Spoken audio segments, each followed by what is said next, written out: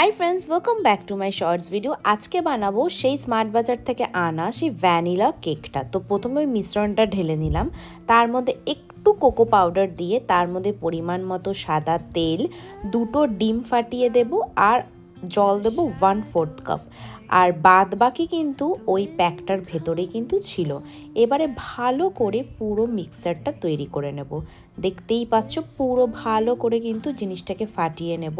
আমি কিন্তু 1/4 কাপ জল ইউজ করেছি, তোমরা তোমাদের পরিমাণ মতো কিন্তু ইউজ করবে।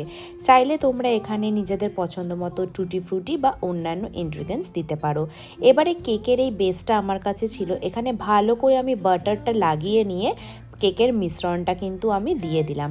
এরপর আমি এটা বানাবো কিন্তু ইন্ডাকশন ওভেনে। কড়াইটা আমি 1 ঘন্টা আগে আমি কিন্তু বসিয়ে দিয়েছিলাম। তারপর আমি কেকটা দিয়ে দেখো 30 মিনিট রাখলাম আর পুরো কেকটা হয়ে গেছে। জাস্ট দেখো এতটা সফট হয়েছে, যা দুর্দান্ত লাগছিল না, তোমাদেরকে আমি নিজের চোখে দেখাচ্ছি। প্রচণ্ড সফট হয়েছিল আর খেতে তো জাস্ট ওয়াও হয়েছিল। অবশ্যই কিন্তু তোমরা এইটা কিন্তু ট্রাই করতে পারো। তোমরা বিভিন্ন রকম কিন্তু এরকম মিক্সচার কিনতে পাওয়া যায়, তোমরা কিন্তু কিনে বাড়িতে সহজেই 30 মিনিটে ঝটপট জলদি এরকম সুস্বাদু কেক কিন্তু বানিয়ে খেতে পারো। তো কেমন লাগলো ভিডিওটা অবশ্যই কমেন্ট করবে। টাটা।